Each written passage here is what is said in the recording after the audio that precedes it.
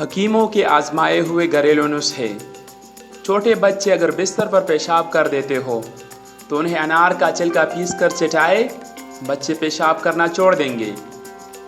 اگر گھر میں لگا چھوٹا پودا کیڑے کی وجہ سے سوکھ رہا ہو تو اس میں چائے بنا کر تھوڑی سی ڈال لیں، پودا ہرا ہو جائے گا۔ سوپ اور نمک پیس کر کھانے سے پیٹ درد میں آرام ملتا ہے۔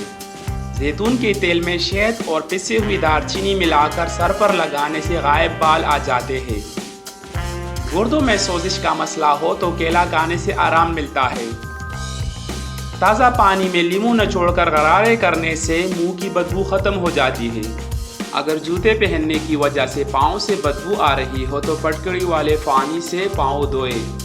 اگر دودھ خراب ہونے لگے تو اس میں چٹکی بھر میٹھا سوڈا ڈال کر ابال دے، دودھ خراب ہونے سے بچ جائے گا۔ پسے ہوئے ادرک یا نمک زیادہ دن تک محفوظ رکھنے کے لیے اس میں 1 چائے کا چمچ تیل ڈال دے۔ بغیر دودھ کے چائے پینے سے جسم سے فالتو چربی ختم ہو جاتی ہے۔ ہیضہ جیسی بیماری سے محفوظ رہتے ہیں۔ سفید کپڑوں سے پیلاہٹ دور کرنے کے لیے سفید کپڑے دھونے کے بعد پانی میں تھوڑا سا لیموں نچوڑ لے اور ایک بار کپڑا اس میں ڈبو کر نکال لے، کپڑوں کی پیلاہٹ ختم ہو جائے گی۔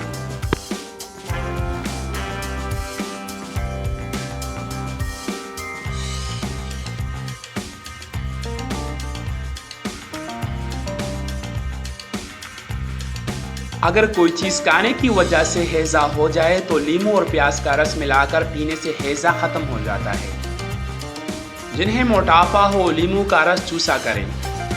اگر جوڑ میں درد کا مسئلہ ہو تو پیاز کا رس اور سرسوں کا تیل ملا کر درد والی جگہ پر لگانے سے آرام ملتا ہے۔ اگر کھجلی اور خارش کا مسئلہ ہو تو ناریل کے تیل میں لیموں کے چند قطرے ملا کر مالش کرے، خارش کھجلی ختم ہو جائے گی۔ میتھرے کے بیج پیس کر 1 چمچ پانی کے ساتھ روزانہ پینے سے کمر درد میں آرام ملتا ہے۔ ملٹی کے جڑ چوسنے سے دمے کی بیماری ختم ہوتی ہے۔ تربوزہ کھانے کے بعد 1 چٹکی نمک کھا لینے سے بدہضمی نہیں ہوتی۔ کمرے میں نیم کے پتوں کی دھونے سے مچھر بالکل نہیں آئیں گے۔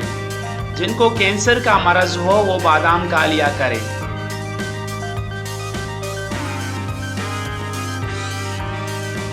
اگر کسی شخص پر غلطی سے یا کسی وجہ سے تیزاب ڈالا جائے اور اس کی جلد جل جائے تو جلدی سے تیزاب والی جگہ پر دودھ ڈالیں، تیزاب کی جلن بھی ختم ہو جائے گی اور نشان بھی نہیں پڑے گا۔